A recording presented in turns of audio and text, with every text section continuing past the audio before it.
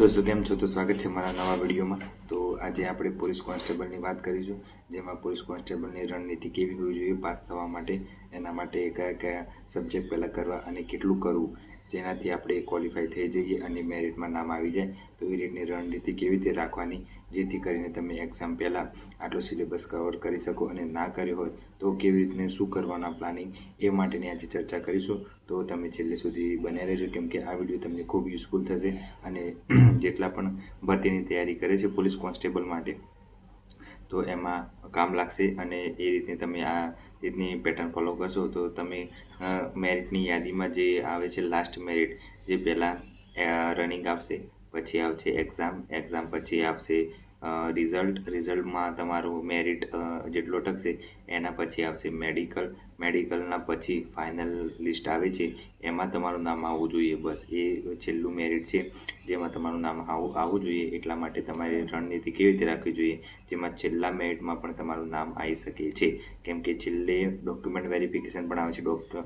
Medical पछी document verification आवे छे एना पछी फाइनल लिस्ट पड़े छे। एटले ध्यान राखजो के ज्यारे पण चालू थाय छे त्यारे शुरुआत में पहला एक्जाम्पल तरीके 60 अटक्यू होय तो पछी वधतुं जाय छे, मेडिकल में 62 थाय छे, पछी पाछा 2 वधता जाय छे, डॉक्युमेंट में 64 थई जाय छे। एटले जेने कट ऑफ आम कट टू कट मार्क्स आवे छे एने थोड़ा वधारे मार्क्स लाववाना जरूरी छे। एटले ए रीतनी रणनीति बनावी पड़े। तो चलो चालू करीए आजनुं सेशन जे पोलीस कोन्स्टेबल में आपणे कया सब्जेक्ट करवाथी सारी पकड़ अने सारा मार्क्स लावी सकीए। तो पोलीस कोन्स्टेबल अपनी बात करें तो दोस्तों आ है पोलीस कोन्स्टेबल सिलेबस बराबर।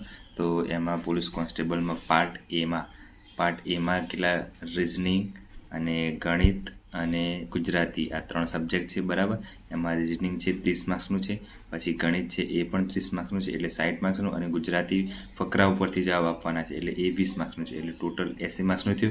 एटले अने पार्ट बी में छे बंधारण 30 मार्क्सनुं, बंधारण एकलुं 30 मार्क्सनुं छे, ध्यान राखजो।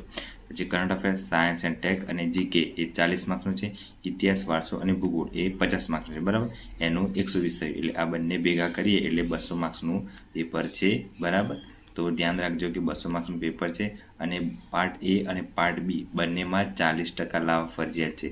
40% लावा फरजियात है बंने में, एटले 40% लावशो तो तमे क्वॉलिफाई थशो। जो कदाच तमने ए पार्ट ए में तमारे 80 मांथी 70 आए अने पार्ट बी में कदाच तमारे 30 मार्क्स ज आवे ने तो तमे क्वॉलिफाई थयेला नहीं गणाव। एटले के आ 80 मार्क्सनुं पेपर है बराबर। तो 80 में तमारे आ 32 लावाना रहेशे बराबर क्वॉलिफाई थवा माटे। एना 40% 80 ना 40% 32 मार्क्स थाय छे बराबर अने आ 120 ना 40% 48 थाय छे बराबर। तो आ रीतना तमारे लाववाना रहेशे के पेपर ए में 32 अने पेपर बी में 48 तो तमे क्वॉलिफाई थेला गणाशो। एटले मारो कहेवानो मतलब एम छे के तमे बंने में क्वॉलिफाई थशो तो तमे गणाशो, बाकी नहीं गणाय। एटले ए रीतना छे। तो मारुं कहेवुं ए छे के तमे पार्ट ए में हवे आपणे मार्क्स केवी रीते सारा सब्जेक्ट में कवर करी सकीए।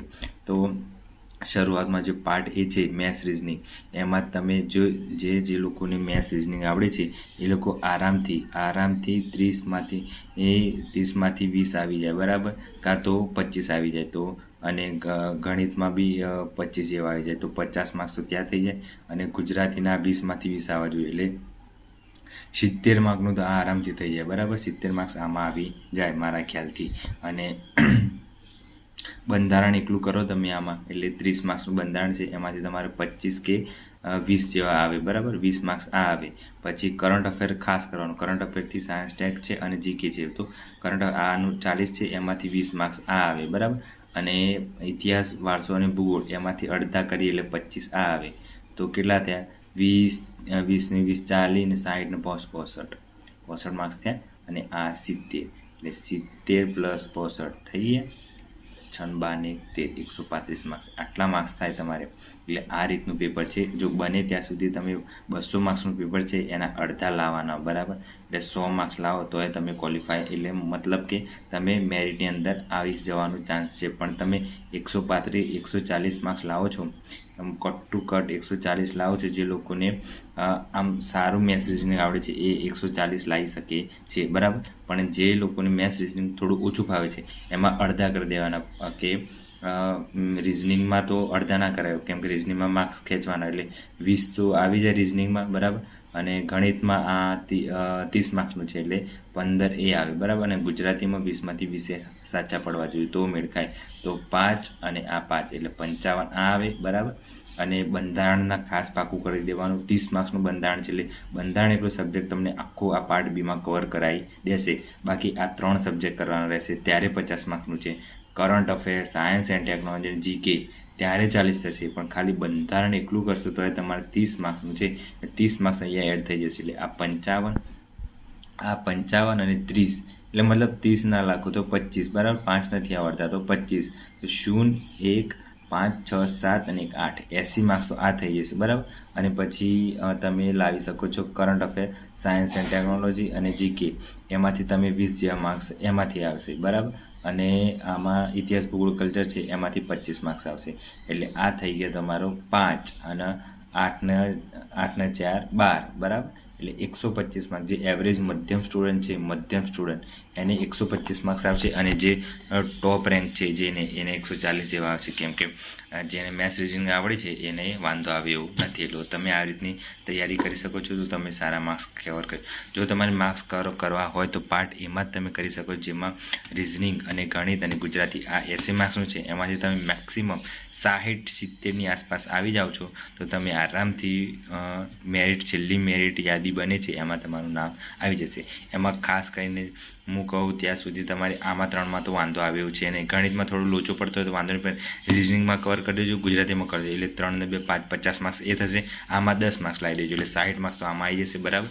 અને બંધારણ છે એ ખાસ કરી દેજો, પાક્કું બંધારણ છે. 5 ટોપિક છે, 5 ટોપિક મચી વળવાના, બરાબરના, એ રીતના કરી દેવાના. એટલે આ છે 30 માર્ક્સનું છે, એમાંથી 25 પ્રશ્નો સાચા પડવા જોઈએ. 25 ના પડે તો કંઈ નહીં, પણ 20 તો સાચા પડવા જોઈએ. એટલે એમાં થશે તમારે કેવું કે પહેલામાં આ 30 માર્ક્સનું રિઝનિંગ, 20 માર્ક્સનું આ, એટલે 50 અને 10 આમાંથી આવશે, એટલે 60 એ, અને આમાંથી 25 20, બસ 10માં નથી આવડતા તો 20.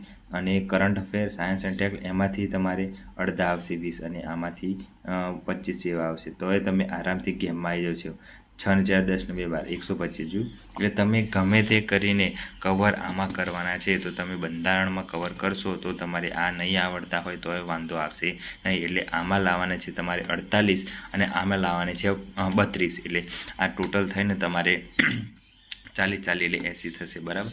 પણ આ 120 માર્કનું છે, એટલે ધ્યાન રાખવાનું કે આ 3 સબ્જેક્ટ છે, આ 3 સબ્જેક્ટને પણ સ્કીપ ના કરતા, પણ કરી લેજો. પણ આ 3 સબ્જેક્ટ એવા છે કે તમને આમ ગૂંચવાડી દેશે, આવડતો છે ને એ પણ ભૂલી દેશે. પણ બંધારણ એક એવું એકલો સબ્જેક્ટ છે ખાલી 30 માર્ક્સનું, એટલે એમાં થોડું વધારે પણ આપજો, મેથ્સ રીઝનિંગ પર થોડું વધારે ભાર આપજો, બરાબર. તો આ રીતની બધી રણનીતિ છે, તો તમે આરામથી પાસ કરી શકો છો.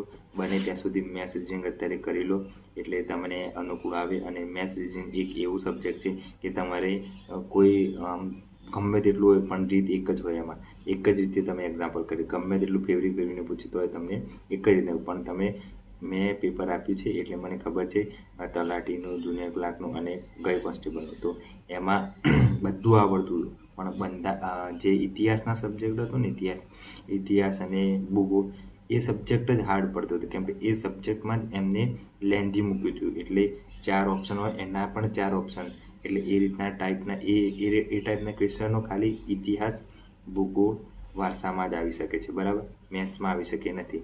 ગયું ભરતીમાં મેથ્સ, રિઝનિંગ તો ખાસ નહોતું, પણ મેથ્સ એકદમ ઇઝી, એકદમ. એટલે આમ તમે દુકાનમાં લેવા જાઓ, 50 રૂપિયાની વસ્તુ લાવે, 25 રૂપિયા પાછા આપ્યા, અને દુકાનવાળાએ તમને 5 રૂપિયા પાછા ના આપ્યા, તો તમને કેટલા ટકાનો કોડ થયો. એ રીતનું બેઝિક તમે નોર્મલ આમ વસ્તુ તમે દિનચર્યામાં, રૂટીનમાં તમે જોશો ને તો પણ આવડી જશે. એવા એક્ઝામ્પલ હતા, નોર્મલ એકદમ.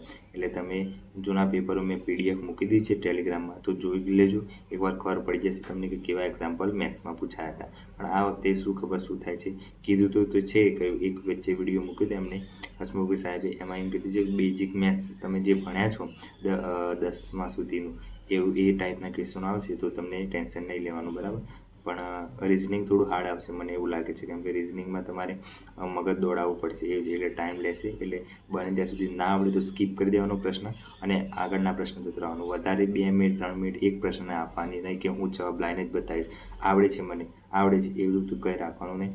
આવડતું હોય તો કરવાનું ને 1 મિનિટમાં સોલ્વ થઈ જતું હોય તો કરવાનું, નહીં તો જવા દેવાનું. પછી એમ ના થાય કે મને તો ભાઈ ક્રમ કસોટી આવડે છે, મને તો રોમન અંક આવડે છે, તો હું તો જવાબ લાઈને જ બતાવીશ 2 મિનિટ 3 મિનિટ એમ કરતાં કરતાં. એવું નહીં કરવાનું, સ્કીપ કરી દેવાનું, પછી આગળ જતું રહેવાનું. બીજા પ્રશ્નોને સોલ્વ કરવાનું, બીજા ટાઈમ આલવાનું, બીજા પ્રશ્નોને કદાચ એકના કારણે બીજા 10 પ્રશ્નો રહી જાય એના કરતાં બેટર છે કે એ સ્કીપ કરી દો. એટલે તમે આ રીતની ફોલો કરશો તો આરામથી તમે એક્ઝામ ક્લિયર કરી શકશો. એટલે બને ત્યાં સુધી તમે 150 નહીં પણ 135ની આસપાસ રહેશો ને, 120 135ની આસપાસ રહેશો તો જ તમે આરામથી ક્લિયર કરી શકશો. કેમ કે આ વખતે કોમ્પિટિશન થોડી ટફ રહેવાની છે, એટલે પેપર પણ થોડું ટફ આવશે એવું લાગે છે. કેમ કે જૂના વિદ્યાર્થીઓ પણ તૈયારી કરવાના, નવા પણ તૈયારી કરે છે, અને અડધા ક્લાસીસ જાય છે, આ કરે છે તે કરે છે, અને જૂના વિદ્યાર્થીઓ ફેલ થયેલા કે જેવા મારા જેવા એ પણ તૈયારી કરે છે. એટલે આમાં શું કે પાસ થવાના ચાન્સીસ થોડા જૂના વિદ્યાર્થીઓને વધી જાય. એવું નથી કે નવા ના કરી શકે પણ જો એમને ગાઈડન્સ પૂરેપૂરું હોય તો વાંધો નહીં આવે, ક્લાસીસ કરતાં એમને પણ વાંધો નહીં આવે. બાકી જે સેલ્ફ સ્ટડી કરે છે એમને થોડું ધ્યાન આપવું પડશે કે કયા સબ્જેક્ટ મેન કરવા. હું કહી દઉં છેલ્લી વાર, મેથ્સ, રિઝનિંગ, ગુજરાતી તો જોઈને જ કરવાનું છે, પછી બંધારણ. આ 4 સબ્જેક્ટ છે એ 4 સબ્જેક્ટ ખાસ કરી લો. કરંટ અફેર ખાસ કરજો. એટલે મેથ્સ, રિઝનિંગ, કરંટ અફેર અને બંધારણ આ 4 સબ્જેક્ટ કરી લેશો એટલે તમને વાંધો નહીં આવે. બરાબર, તો આ રીતની રણનીતિ હતી, તમે ફોલો કરી શકો છો.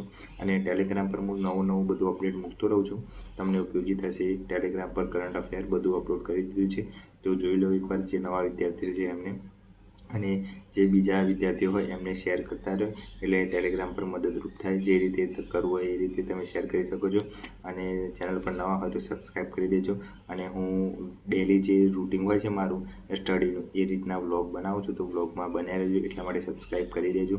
અને મદદ બધાને થાય એ માટે તમે ટેલિગ્રામ જોઈન થવાનું કહેજો. એટલે બધાને જરૂર હોય એને, કદાચ કોકના જોડે બુક ના હોય, કોકના જોડે પૈસા ના હોય પીડીએફની કરંટ અફેર કરાવવાનું આ તે, તો આપણી ટેલિગ્રામની ચેનલ ઉપર જોઈન થઈ અને હું નાખતો હોય એ જોઈ લેવાનું. એટલે તમને કરંટ અફેર પણ વાંધો નહીં આવે. બરાબર, તો આ રીતનું બધું હતું.